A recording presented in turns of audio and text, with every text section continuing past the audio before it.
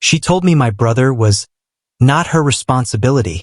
So when her dad begged for $50,000, I gave her the same answer and ended it all.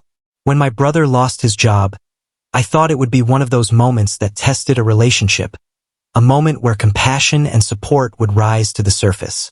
Instead, it became the flashpoint that revealed exactly who my fiancée truly was. Her words echoed like ice across the kitchen that evening as she casually scrolled through wedding venue pictures on her phone. Tell him to figure it out. It's not my responsibility. I remember just standing there, wooden spoon in my hand, the smell of pasta sauce filling the room, and feeling the sharp divide between us crack open like a fault line. My younger brother, David, was not just a relative to me. He was my best friend, the person who grew up shoulder to shoulder with me while our parents worked endless hours at multiple jobs.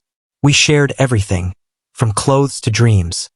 And I knew in that moment that nothing could convince me to see him as not my responsibility. But Isabella, my fiancée, came from a different world entirely. Her father, Richard, was a man who wore the mask of success while hopping from one failed business venture to another, always talking about the next big thing that would change his life. Her mother, Eleanor, was the epitome of a socialite, concerned less with financial stability and more with maintaining the illusion of wealth. Together, they mastered the art of looking rich while barely holding it together. For a while, I convinced myself that their world was just a quirk of background, a different culture around money, a different way of living. I thought love could bridge that gap. I thought Isabella's smiles, her laughter, and our shared plans for the future could drown out those alarming signs. But that night in the kitchen, when she brushed off my brother's crisis like it was nothing, the curtain finally fell. I didn't argue. I didn't raise my voice. Instead, I let her believe she won that conversation with her cold dismissal. I nodded and said calmly, "You're right. It's not your responsibility." What she didn't know was that in that exact moment, our engagement had ended in my mind. I knew I couldn't build a life with someone who saw my family as a liability while treating her own as a noble cause. From there, everything changed quietly. Outwardly, I was still the perfect fiancé. I discussed seating charts, nodded along to conversations about flowers, and smiled at venue pictures. But inside, I was preparing for a different kind of battle. A battle to protect myself, my family, and my future from someone who had just shown me exactly who she was. My first step was helping David, but in secret. I met him for lunch and handed him a personal check that covered 6 months of his mortgage, calling it a gift, not a loan. I also hired him a top-tier career coach and resume writer, knowing he needed the tools to rebuild. His gratitude nearly broke me, but I told him to keep it quiet, especially from Isabella. To her, I pretended everything was settled. To him, I offered the hand that family always should. The more I looked at Isabella's family, the more I saw the rot beneath their glossy exterior. Public records showed Richard's pattern of failed LLCs and bankruptcies, each a carbon copy of the last. Investor money in lavish lifestyle maintained, then a crash and burn leaving others in ruin. And Isabella? She wasn't just a passive bystander.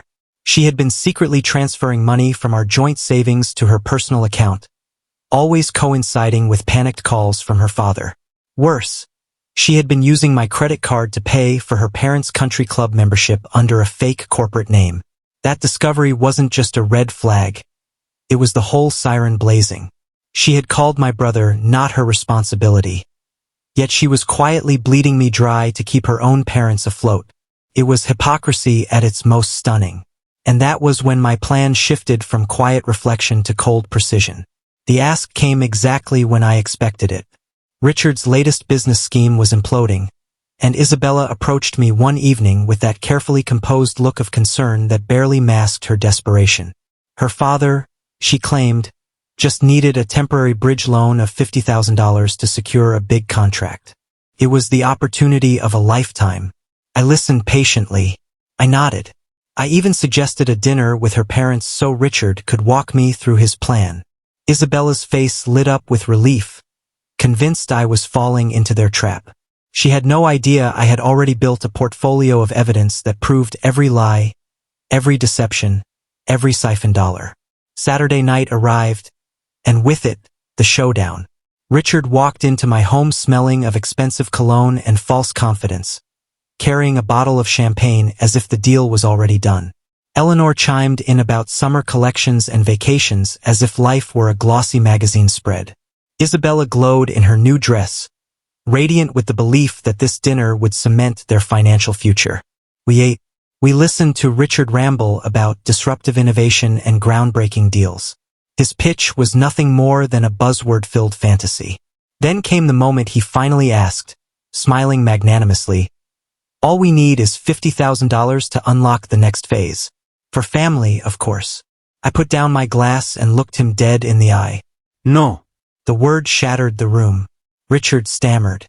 Isabella's smile dropped. Eleanor froze. And then I turned to Isabella and delivered the line that had been waiting on my tongue for weeks. "Tell him to figure it out. It's not my responsibility." Her face drained of color as the realization hit. She knew exactly what I was doing. And that was when I opened my portfolio. One by one, I slid the documents across the table, the bank statements, the credit card records, the public proof of her father's failures. I spoke calmly, firmly, leaving no room for denial. Isabella had been secretly funding her parents with my money, even while refusing to show a shred of compassion for my brother's real struggles. Finally, I looked at her, the woman I almost married. "The engagement is over. The wedding is canceled. You have 1 week to leave my house. From now on, your responsibility is your own."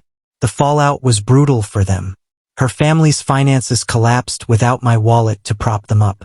Their house was sold, their cars repossessed, their country club membership canceled.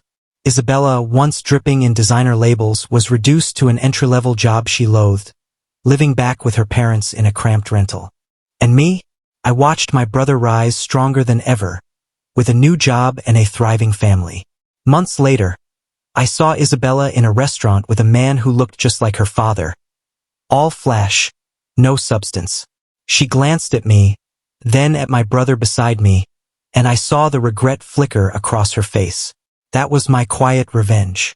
She once taught me the phrase, "not my responsibility." I simply returned the favor.